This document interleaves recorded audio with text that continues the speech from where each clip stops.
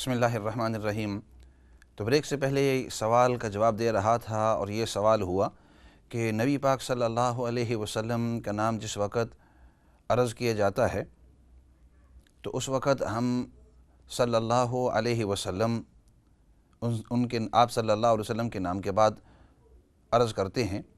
عرض مطلب آپ صلی اللہ علیہ وسلم کی خدمت میں عرض کرتے ہیں، پیش کرتے ہیں صلاۃ و سلام، اور پھر باقی انبیاء علیہم الصلاۃ والسلام کا نام جس وقت آتا ہے تو اس وقت علیہ السلام، جیسے موسیٰ علیہ السلام، عیسیٰ علیہ السلام، داود علیہ السلام، اور اسی طرح ابراہیم علیہ السلام، باقی جتنے بھی انبیاء علیہم الصلاۃ والسلام ہیں ان کے نام کے بعد بھی علیہ السلام۔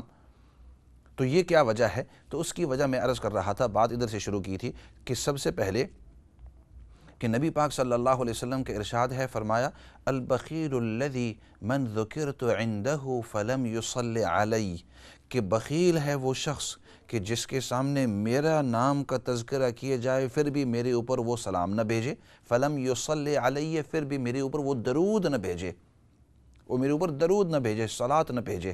صلاۃ کہتے ہیں درود کو۔ تو اس سے پتہ چلا کہ نبی پاک صلی اللہ علیہ وسلم نے بڑی سختی سے ہمیں حکم دیا ہے۔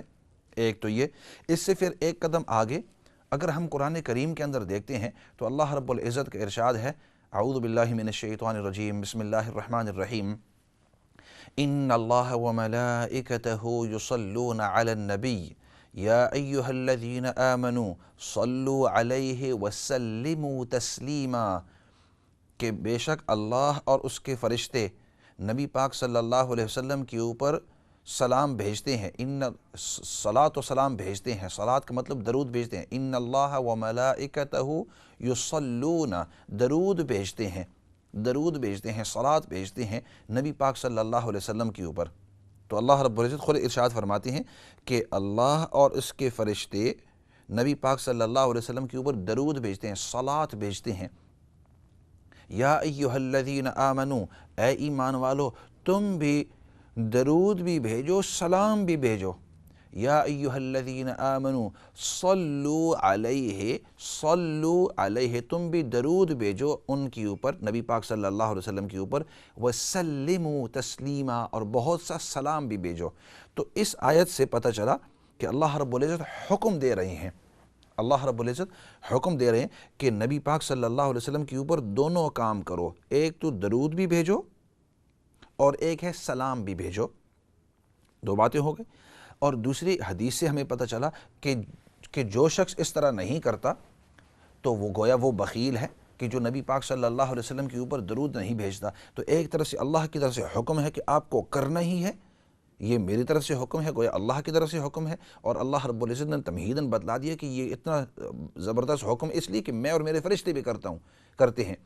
اور پھر دوسری طرف حدیث، تو اس سے پتہ چلا کہ جب بھی نبی پاک صلی اللہ علیہ وسلم کا نام آوے تو اس وقت ہم دونوں کام کرتے ہیں، ایک درود بھی بھیجتے ہیں اور دوسرا سلام بھی بھیجتے ہیں۔ اسی وجہ سے جب آپ کہتے ہیں صلی اللہ علیہ، تو صلی اللہ، صلی درود بھیج اے اللہ، علیہ نبی پاک صلی اللہ علیہ وسلم کے اوپر، وسلم، سلم کا مطلب اور سلام بھیجیے۔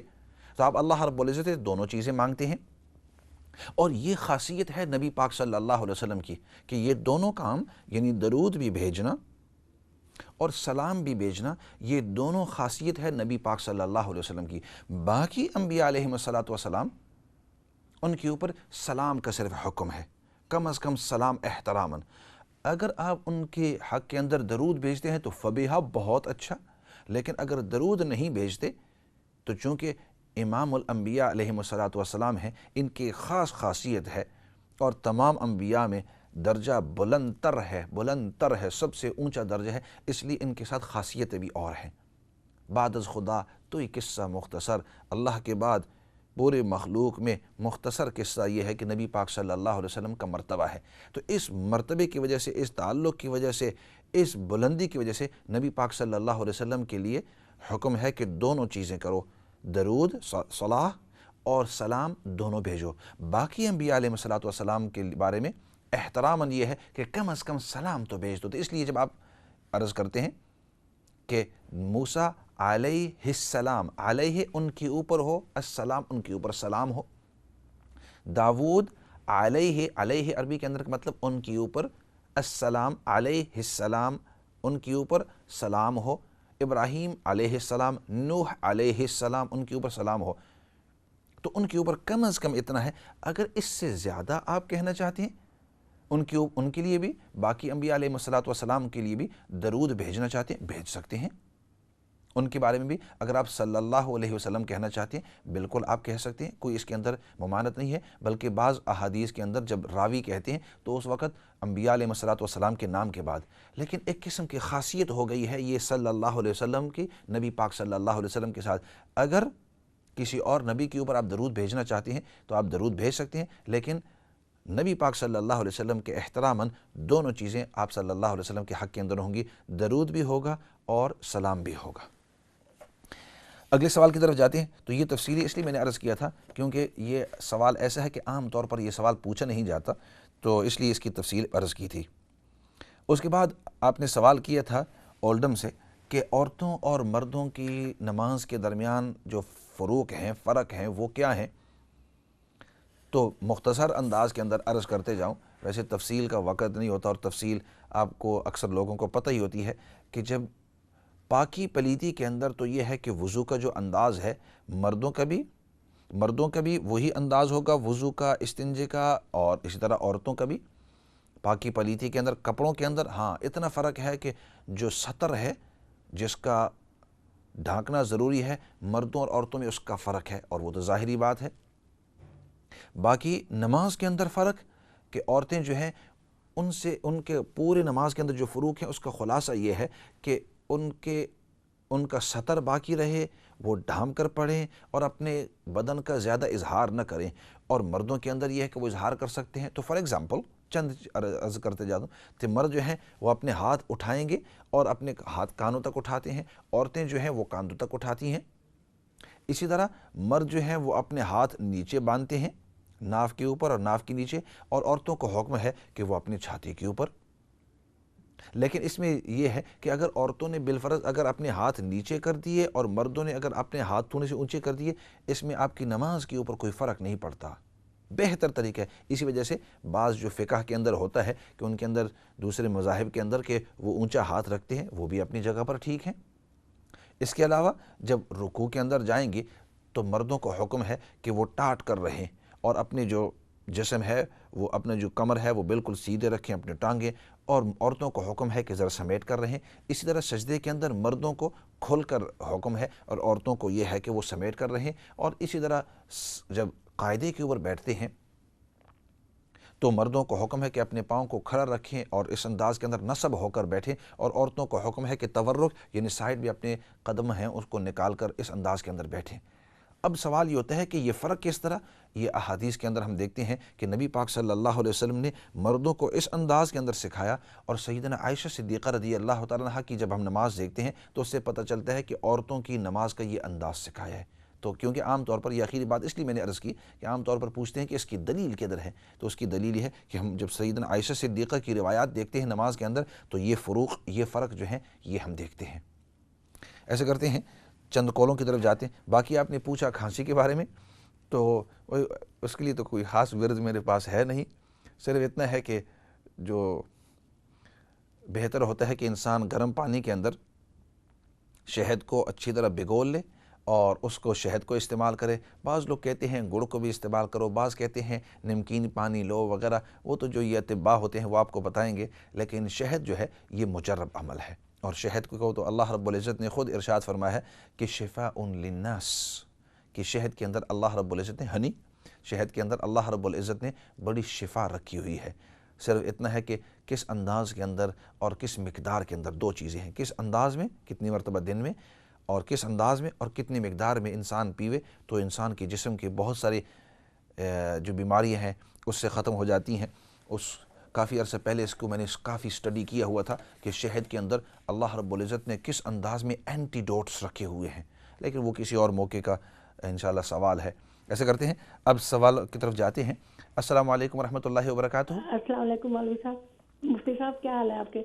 الحمدللہ، اللہ کا شکر ہے۔ جی مفتی صاحب میرا ایک سوال ہے آپ سے۔ سسٹر آپ کہاں سے بات کر رہی ہیں؟ جی میں برلے سے۔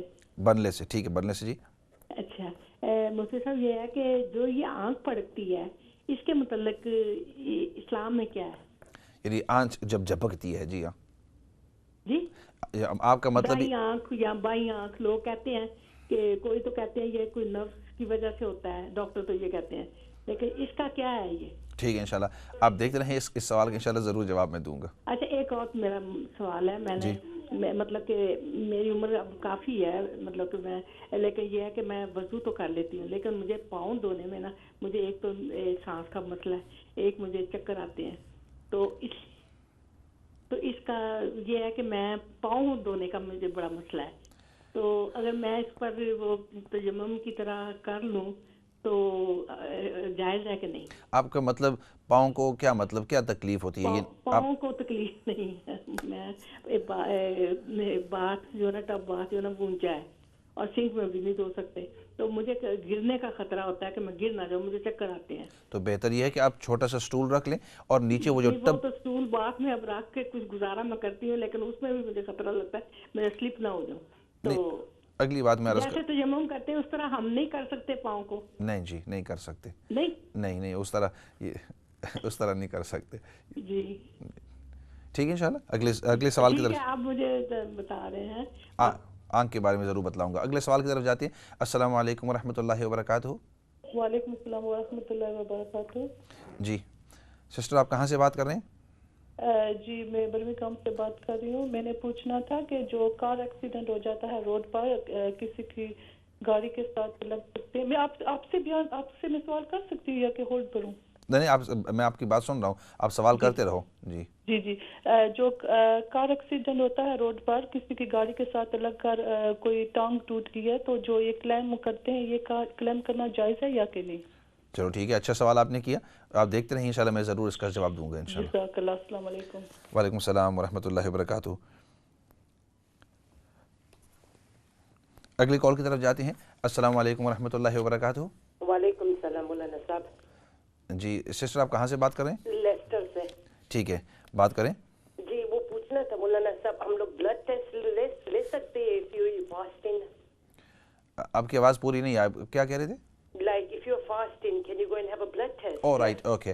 The short answer is yes you can.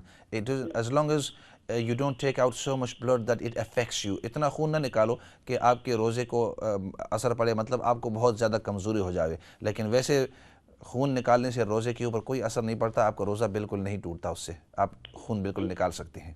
جی جزاک اللہ۔ ٹھیک ہے انشاءاللہ۔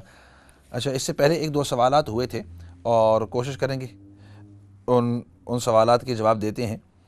چلو ایسا کرتے ہیں ایک آدھ اور کال لے لیتے ہیں اور پھر اس کے بعد پھر ان سوالوں کے جواب دیتے ہیں۔ السلام علیکم ورحمۃ اللہ وبرکاتہ۔ وعلیکم السلام ورحمۃ اللہ وبرکاتہ۔ مفتی صاحب جی میں لندن سے بات کر رہی ہوں۔ جی جی میرا یہ سوال ہے کہ ہم لوگ گئے تھے کچھ تقریباً 2 ہفتے پہلے عمرہ کرنے کے لیے گئے ہوئے تھے ہم، تو وہاں پر ہمیں پتہ نہیں چلا، تو یہاں پر جب آئے پھر باتوں میں پتہ لگا کہ جب احرام کی حالت میں اب خانہ کعبہ کے جو غلاف کو بھی نہیں ہاتھ لگا سکتے، اور جو اس کے جو کہتے ہیں رکن یمانی کو بھی نہیں ہاتھ لگانا تھا، اس لیے کہ پھر دم واجب آ جاتا ہے۔ تو اب ہمیں تو ان باتوں کا پتہ نہیں تھا، تو اب کیا ہمیں کرنا چاہیے؟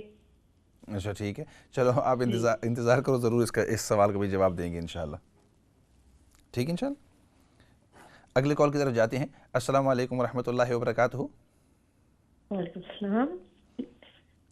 جی آپ کہاں سے بات کر رہے ہیں؟ جی میں برمنگھم سے بات کر رہی ہوں۔ ٹھیک ہے آپ کیا کہنا چاہیں گے؟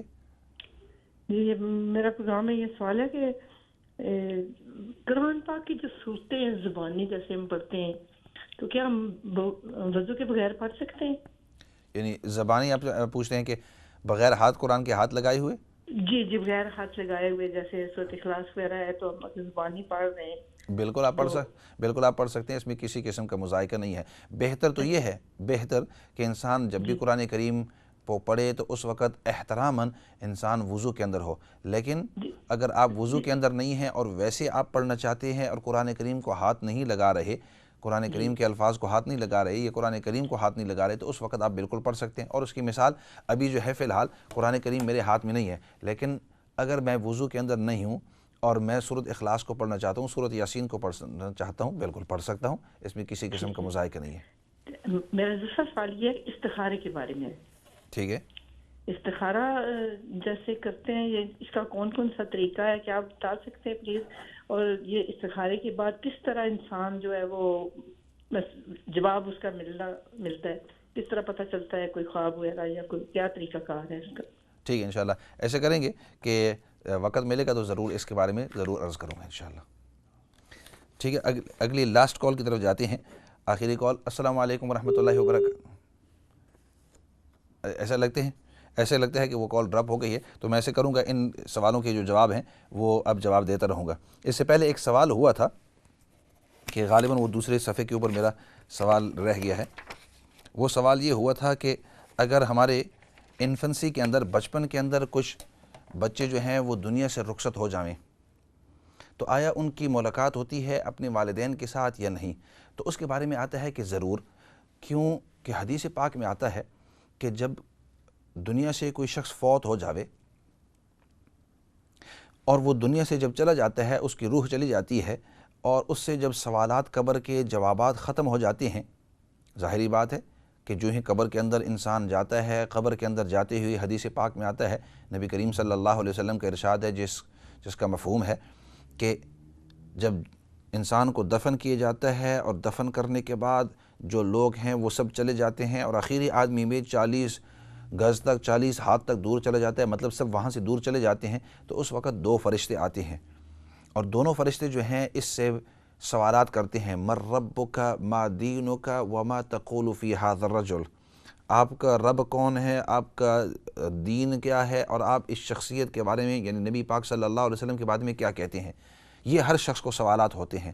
اچھے سوالات کے اچھے اگر جوابات ہوئے تو حالات اچھے، اگر سوالات کے جواب نہیں دے سکتا تو حالات اچھے نہیں ہیں. اب اس کے بعد جو ہے اگر وہ اچھے شخصیت ہو تو وہ دوسروں کے ساتھ ملاقات کرتے ہیں، اور روایات میں آتا ہے کہ وہاں جو لوگ ہیں وہ اپنے جو رشتہ دار ہیں، اپنے جان پہچان والے، ان کے بارے میں پوچھتے ہیں کہ فلاں جو ہمارے بیٹے تھے، یا فلاں جو ہماری بیٹی تھی، یا فلاں ہمارے جو رشتہ دار تھے، ان کے حال احوال کیسے ہیں. اور علماء نے لکھا ہے کتابوں کے اندر کہ جیسے ایک انسان دوسرے انسان کے ساتھ بڑے عرصے کے بعد ملاقات ہوتی ہے، کہیں سفر سے واپس آتا ہے یا کہیں دوسرے علاقے سے واپس آتا ہے، تو جس طرح آپ اس کی خیر خیریت، گھر والوں کی، رشتہ داروں کی، محلے والوں کی، جان پہچان کی انسان خیر خرید پوچھتا ہے، تو اسی طرح یہ جتنے بھی مرحومین پہلے سے وہاں موجود ہوتے ہیں، جب یہ نیا مرحوم وہاں آتا ہے، جب نیا شخص وہاں آتا ہے، تو وہ تمام کے تمام اس کو دنیا کے حالات کے بارے میں پوچھتے ہیں. تو اس حدیث سے تو یہ پتہ چلا. اب آپ کے سوال کی طرف، یہ پوری حدیث میں نے اس لیے عرض کی، اب آپ نے جو سوال کیا کہ اگر آپ کی جو والدہ ہے وہ مرحومہ ہیں پہلے سے، بعد میں جو ان کی اولاد آئی ہے، تو آیا ان کی ملاقات ہو سکتی ہے یا نہیں؟ تو اس حدیث سے پتہ چلتا ہے کہ یس، ان کی، کیونکہ جب بھی میں آپ سے مسئلہ عرض کرتا ہوں تو ہمیشہ اس کی دلیل عرض کرتا ہوں، تو یہ اس کی دلیل ہے. تو یہ ہے کہ اس حدیث سے پتہ چلتا ہے کہ ان کی ملاقات ہو سکتی ہے، اسی وجہ سے کہ جب وہ ایک دوسرے کو پوچھ سکتے ہیں کہ گھر والوں کی، رشتہ داروں کی خیر خیریت ہے، تو یہ اسی وقت پوچھ سکتے ہیں جب کہ روح کی دوسری روح کے ساتھ ملاقات ہو، اور اگر ملاقات ہی نہ ہوتی تو یہ ایک دوسرے کو پوچھ نہ سکتے. تو اس لیے آپ نے جو پوچھا ہے کہ ملاقات ہو سکتی ہے یا نہیں، تو اس کا جواب یہ ہے کہ بالکل ملاقات ہو سکتی ہے. اس کے بعد والا سوال یہ ہوا تھا کہ آپ کو کسی نے کہا ہے کہ آپ کو مفتی صاحب نے بتلایا ہے کہ 129 مرتبہ جتنی مرتبہ سورۃ کوثر پڑھنی ہے، تو آیا بسم اللہ پڑھنا چاہیے یا نہیں؟ تو بھائی بسم اللہ الرحمن الرحیم پڑھنے سے ایک سورت اور دوسری سورت کے درمیان فرق آ جاتا ہے. تو اگر آپ انا اعطیناک الکوثر فصلی لربک وانحر ان شانک هو الابتر اور پھر بسم اللہ الرحمن الرحیم پڑھیں گے تو پتہ چلے گا کہ اب دوبارہ آپ سورت کوثر کو شروع کر رہے ہیں. تو اس لیے آپ جب بھی یہ سورت پڑھیں تو بسم اللہ الرحمن الرحیم اس کا حصہ سمجھ کر، یعنی اس کے ساتھ ملا کر آپ پڑھتے رہیں. اس کے بعد والا سوال یہ ہوا تھا، ایک ادھر سوال تھا چائلڈ بینیفٹ کے بارے میں کہ آیا ہم اس کو خرچہ کر سکتے ہیں یا نہیں، اور اس کو کس انداز میں. تو اس کا جواب یہ ہے کہ چائلڈ بینیفٹ اگر آپ کلیم کرتے ہیں، بچوں کے اوپر جو خرچہ ہوتا ہے تو وہ آپ کو خرچہ دیا جاتا ہے تاکہ آپ بچوں کے اوپر خرچہ کریں. اگر آپ اپنے طور پر، پورے طور پر بچوں کے اوپر جو ان کے حقوق ہیں اس انداز کے اندر خرچہ کرتے ہیں تو آپ کو اتنا بچے گا نہیں. آپ کو محسوس ہوگا کہ میرے پاس پیسے بچ رہے ہیں اس چائلڈ بینیفٹ میں سے، لیکن عام طور پر اس سے بچتے نہیں ہیں. کیوں؟ کہ آپ اپنے طور پر اپنے جو پیسے ہیں ان کے اوپر خرچہ کر رہے ہیں. تو اگر آپ نے 10 پاؤنڈ ادھر سے خرچہ کیے اور ادھر سے چائلڈ بینیفٹ کے 10 پاؤنڈ آپ کو آ گئے، آپ یہ سمجھ رہے ہیں کہ میں نے وہ 10 پاؤنڈ جو ہیں وہ اپنے پاس رکھے ہوئے ہیں تاکہ یہ بچوں کے پیسے ہیں، لیکن ادھر سے اپنے پیسوں میں سے آپ ان کے کپڑوں کے اوپر، ان کے دیکھ بھال کے اوپر، ان کے کھانے پینے کے اوپر، ان کے لیے کمرہ گرم کرنے کے اندر، باقی جو ان کی ضروریات ہیں وہ تمام کی تمام آپ پوری کر رہے ہیں. تو ادھر سے اگرچہ آپ کو 10-15 پاؤنڈ تو مل رہے ہیں، لیکن اگر آپ بچوں کی صحیح طریقے سے تربیت کر رہے ہیں تو وہ اکثر اس کے اوپر خرچ ہو جاتے ہیں. تو لہٰذا جو آپ کو بچ رہا ہے وہ اصل میں آپ کا اصل ہی مال ہے جو آپ کو بچ رہا ہے. باقی اگر آپ یہ سمجھتے ہیں کہ میں نے اپنے مال میں سے کوئی خرچہ نہیں کیا، یہ بچوں کی بینیفٹ ہے اور بچوں کے اوپر خرچہ نہیں ہوا ہے، تو پھر آپ اس کو اپنے طور پر استعمال نہیں کر سکتے، کیونکہ حکومت نے اس کو بچوں کے اوپر استعمال کرنے کے لیے آپ کو دیا ہے اور یہ بچوں ہی کا حق ہے. تو اس انداز سے آپ کو سوال سمجھ گئے ہوں گے. آگے جو ہے سوال یہ ہوا کہ بنلے سے ایک سسٹر نے پوچھا کہ ہماری آنکھ جو ہے وہ جھپکتی رہتی ہے، تو یہ کس لیے؟ تو یہ عام لوگوں کے درمیان ایک کہاوت ہوتی ہے کہ اگر آنکھ آپ کی جھپکے تو ہو سکتا ہے کہ کوئی آپ کے پیچھے بات کر رہا ہے، یا بعض لوگ کہتے ہیں کہ کوئی پیسے ملنے والے ہیں، یا بعض لوگ سمجھتے ہیں کہ آپ کے اوپر کوئی آفت آنے والی ہے، یا مختلف چیزیں. یہ سب واہیات ہیں، یہ صحیح نہیں ہے، یہ ٹھیک نہیں ہے. آنکھ انسان کی جھپکتی ہے، انسان کی نروس سسٹم وغیرہ ایک مستقل چیز ہے، ڈاکٹر آپ کو بتلائیں گے.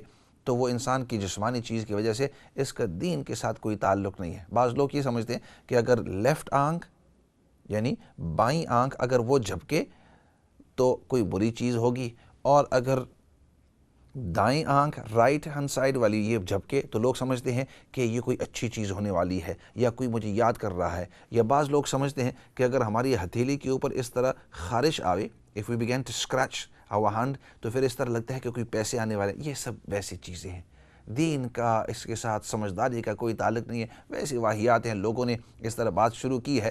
ہو سکتا ہے کسی موقع کے اوپر کسی کو کوئی خارش آ رہی ہے اور ویسے اس کو پیسہ آ گیا ہو اور اس نے کہا دیکھا میں نے آپ کو پہلے سے کہا تھا کہ یہ خارش جو آ رہی ہے نا اس کے ساتھ تعلق تھا. یا ویسے کسی آنکھ کی کوئی جھپک رہی تھی، بعد میں اس کو کوئی مصیبت آئی تو اس نے کہا دیکھا میں نے آپ کو کہا تھا کہ یہ آنکھ جو جھپک رہی ہے. تو لوگ ویسے ایک چیز کو دوسرے کے ساتھ ملا لیتے ہیں. شریعت میں اس کا کوئی تعلق نہیں ہے. یہ ویسے انسان کی نروس سسٹم کی وجہ سے انسان کی آنکھ جو ہے وہ بلنک ہونا شروع ہوتی ہے. اور باقی جو آپ نے پوچھا کہ پاؤں جو ہے میں دھو نہیں سکتی ہوں، ذرا تکلیف ہوتی ہے، اور آیا میں مسح کر سکتی ہوں اس کے لیے؟ تو اس کا جواب یہ ہے نہیں. مسح جو ہے وہ سخت در سخت حالات کے اندر ہوتے ہیں، پانی نہ ملے یا انسان کو ایسی بیماری ہو کہ پانی اس کے اوپر ہم ڈالیں گے تو انسان کو تکلیف ہو، صرف اس وجہ سے کہ میں پاؤں ذرا اونچا نہیں کر سکتی ہوں یا باتھ ٹب تک نہیں پہنچا سکتی ہوں. تو ایسے کرو، چھوٹا سا ٹب وہاں رکھ دو. زمین چھوٹے ٹب ملتے ہیں، وہ بیبی باتھ جو ہوتا ہے، یہ چھوٹے سے گول جو ٹب ہوتے ہیں وہ رکھ دو. آپ کسی کرسی کے اوپر یا کسی چیز کے اوپر بیٹھ کر اپنے پاؤں کو کوزے کے ساتھ، لوٹے کے ساتھ آپ دھو سکتے ہیں. بہت سارے طریقے ہیں. آپ باتھ کے اندر جب بیٹھ سکتے ہیں، باتھ کر سکتے ہیں، تو باتھ کے اندر اپنے پاؤں آگے کر کے ان کو شاور ہیڈ کے ذریعے یا کسی چیز کے لیے دھو سکتے ہیں. بہت سارے طریقے ہیں، میں سب طریقے آپ کو کیا بتاؤں. لوگوں کو یہ سب طریقے پتہ ہیں. وہ کہتے ہیں کہ where there's a will there's a way. جہاں آپ کو ارادہ جو کام کرنا ہو تو اس کے لیے راستہ کوئی نہ کوئی نکل جاتا ہے. لیکن عرض کرنے کا مقصد کہ اس میں آپ کو تیمم کی اجازت نہیں ہے. اس کے بعد والا سوال جو ہوا کہ کسی نے سوال کیا کہ کار ایکسیڈنٹ ہوا ہے، اور کار جب ایکسیڈنٹ ہوا ہے تو اس کے اندر ہم آیا کلیم کر سکتے ہیں یا نہیں؟ تو اس کا جواب یہ ہے کہ آپ نے جب انشورنس دی ہوئی ہے تو بالکل آپ کلیم کر سکتے ہیں، لیکن کلیم کے اندر یہ ہے کہ یو مسٹ بی 100% ٹروتھفل. آپ 100% سچ بتلائیں. لوگ کلیم کرتے ہیں نا کہ میرا یہ گردن بھی درد کرتی ہے، میرا ہاتھ بھی درد کرتا ہے، میرے سر بھی چکراتا ہے. یہ تمام کی تمام چیزیں آپ اس انداز کے اندر کہیں کہ اللہ رب العزت مجھے دیکھ رہے ہیں، اللہ رب العزت کو میری ہر چیز کا پتہ ہے. 100% 100% اگر آپ سچ کہیں، اس کے بعد آپ کو جو کمپنسیشن ملے آپ کی تکلیف کے اوپر تو وہ تو آپ کے لیے حلال ہے.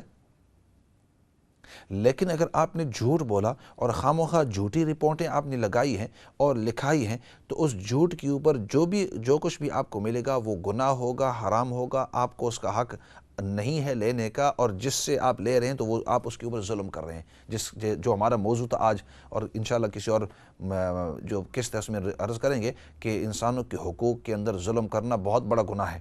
تو اس لیے عرض کرنے کا مقصد یہ ہے کہ اگر آپ ٹروتھفل ہیں 100% آپ لے سکتے ہیں، جھوٹ بولیں گے کسی چیز کے اندر بھی وہ گناہ ہے۔